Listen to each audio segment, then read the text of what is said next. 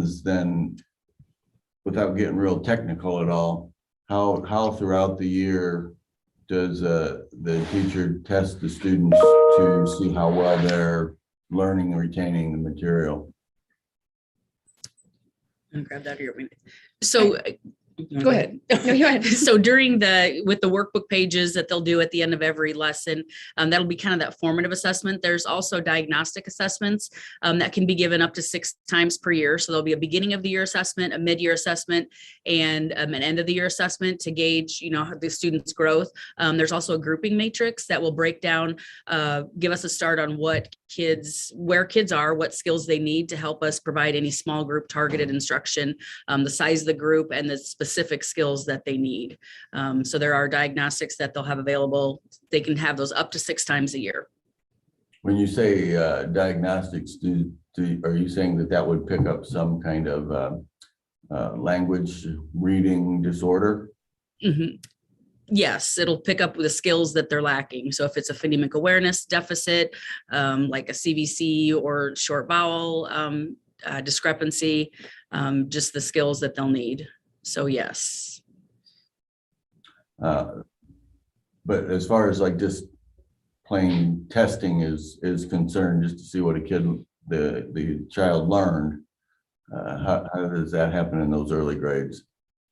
That should come out. We also always have our FAST data to use. That's just our screener.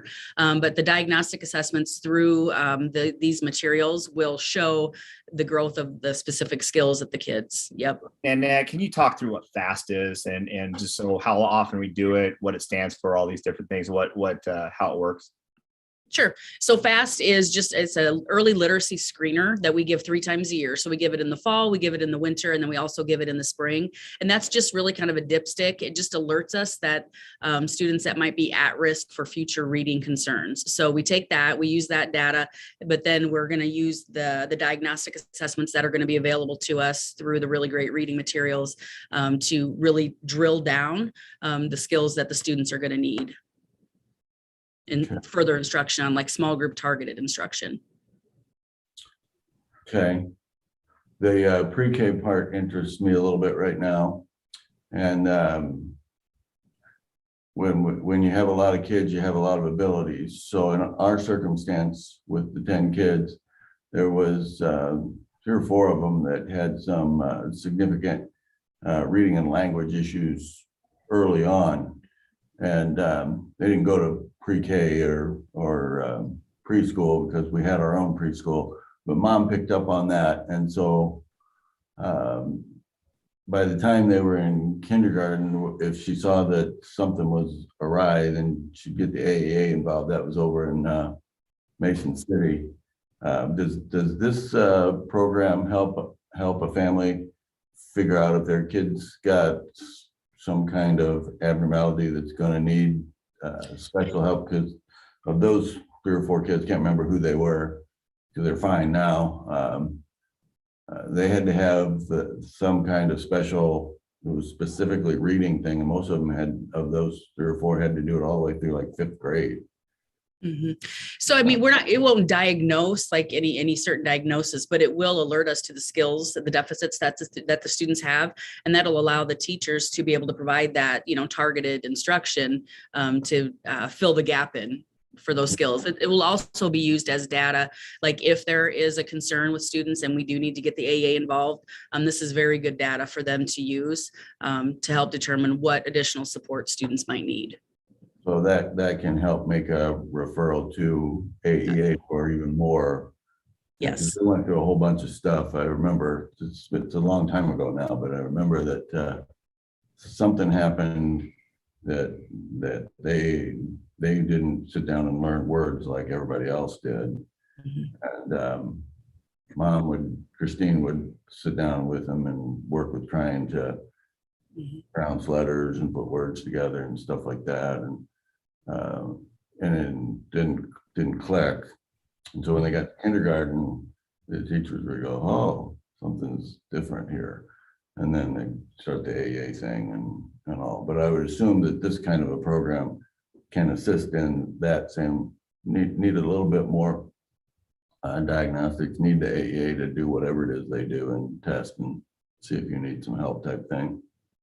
Yes, absolutely. And it'll be part of our MTSS system for all kids. It'll be our core instruction, then our tiers of support for kids. So all that data will help in that. Absolutely. I think one of the great components of the preschool part of it, a lot of the work that they'll do in preschool is all on that vocabulary that they will need in order to be able to do the lessons in kindergarten and first grade. Simple little things like which one is first or behind, or just those kind of basic vocabulary that some students might not come in with. That is the core part of the preschool program there. Yeah. Some of that might be they just didn't get exposed to it, but some might be that there's some processing issue in the brain, and both of those you'll be able to deal with then. If they just don't have it yet, you'll be able to give it to them. If there's a processing thing, you'll be able to figure that out and get the AEA involved, right? And this new program is supposed to be more efficient at getting that done. Yeah. Yes. That's what it looked like. So, okay. Thank you. And Brady, can I ask a question that's really not related to reading, but it talks about writing? They kind of do go hand in hand a little bit. So as you talk about phonics and making sure they're picking up on reading and they're getting, I think Dr. Schrodt talked a little bit about speech, and I'm sorry, my computer just had a bad day and needed a break, so it restarted itself. But how does the writing tie into this? As we look at most of the technology that we're using now is all computer based, and what you are what you're pitching or what you're suggesting is also computer based, right? Ensuring that kids still can write, I think, is also an important part. And I know phonics is different, so maybe could you talk a little bit about that? Yeah, Josh. And first of all, the playground part of it, the online portion would be like an additional thing. The core instructions, students will be working with letter tiles and then the written form of those letters. So that technology piece is just a component of it. It's kind of the extra practice that they'll get. And after going through like the science of reading webinars we went through, looking into this, we've found that our students, if they don't have their phonemic awareness down pat, that is affecting both their reading and their writing. So with this program, it should really strengthen their writing skills, which then will help them when they get to be, and we will do things, on the computers too with, sharing our work that way. But when they actually get to the typing portion of it, they should have, the phonics skills down pat. So that is very smooth. Fantastic. That's really great to hear. Thank you. I'm really tough on my kids sometimes when they're reading. I say, well, why don't you write me 3 questions? And, that's the part they always hate to do, is the writing part. And maybe that's just my kids. Dr. Schrodt used his example. So just, I'm always interested in making sure they're a good writer. So thank you so much for explaining. Yeah. Josh, you wouldn't believe the amount of books we crank out in first grade. We may use a lot of paper that way because they love to write stories. So yeah, that's a huge component in the elementary school still. Yeah. Okay. And I would say we were able to collaborate with some teachers that are actually using this, and the amount of gains that they saw in their kids' writings at a very young age was very clear. So yeah. Fantastic, ladies. Thank you so much. I appreciate it. Thinking about the writing thing also, do you have just simple printing lessons, the letters, capital A, small a, etc. on yeah, I think when you talk about letter formation within the early grades, kind of it's embedded into their writer's workshop, I would say too. So they use the pencil and paper and write as well as whatever else. Okay. All right. Sounds good.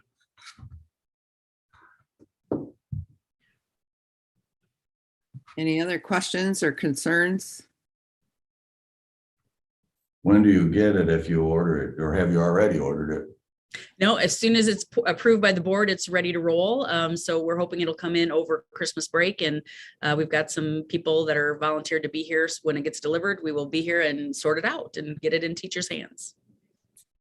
Wow, thank you for doing that. We appreciate it. And then we are ready for January 3rd as our training date, and we will start core instruction on January 10th. So teachers are ready to roll. It'll be fun. Great. Do you need a motion that says to approve the new phonics curriculum totaling $38,763.60 out of ESSER 3 learning loss as proposed? Is there a second? I'll second that.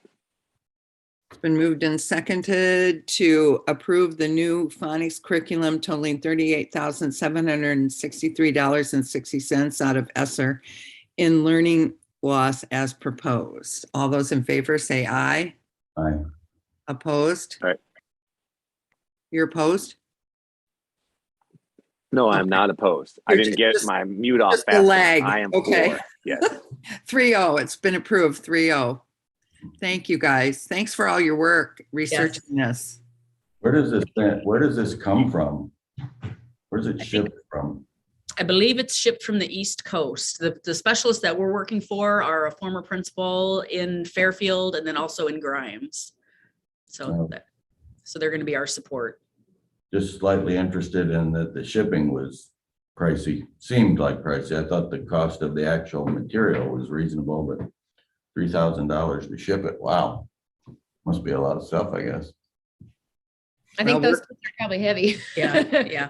And it'll be, the only thing that we'll need to purchase ongoing will be the consumables and the subscription for the lessons, the online subscription. So. Yeah. Okay. So have a good break, ladies. Thank you. You too. Okay. So the next thing is the consent agenda. President Rottinghouse, before we do that, I just want to acknowledge something really cool. We have our Student Teaching Academy, which we're really excited about. And the whole idea is we bring in the best and brightest student teachers in the area and get them into Charles City. And hopefully they're our future. And if not, they're not our future. We're really excited that we send great teachers out to benefit kids all across the state and the country. However, we have one of our first really cool victories today. And you see Luke sitting back there. He is a graduate of our Student Teaching Academy, and he is interviewed and is offered a position and is accepted. And he will be on the consent agenda today. And I think this is really cool. He's the first time we've ever had a new teacher come to the board meeting to actually see his contract get approved. Now, Luke, this is really cool too, because I still have my first teaching contract. Save it forever. It's one of those things. I don't know if you want to frame it. That's probably a little nerdy, but I still have it in a file here because you can keep it forever. I don't know. Brandy, Shannon, do you still have your first teaching contract? So this is a really cool day. So we just want to I still congratulate. have mine. On yours, Pat? Was that on parchment paper? I'm sorry. Never mind. Own tablet, Multiple Mike. copies. It was purple, the mimeograph. The mimeograph, right? But we just want to, pending your approval, want to welcome Luke to the family, and thanks for coming to the meeting this morning. Yeah. Thank you Welcome, very much, Luke. Mike. Thank you very much. Okay, so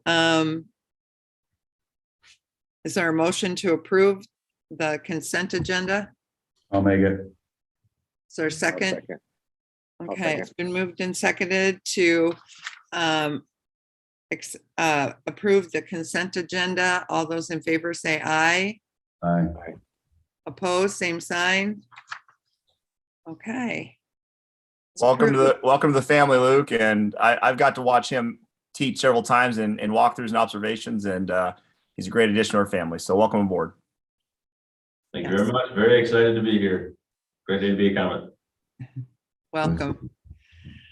Okay, anything else? Anybody has to say? Okay, the meeting's adjourned at 7:19. Merry Christmas, everybody. Yes, Merry Christmas. Thanks for getting up this early. 4:30, Pat, 4:30. I know, well, not me, Dave. Thank you. Bye.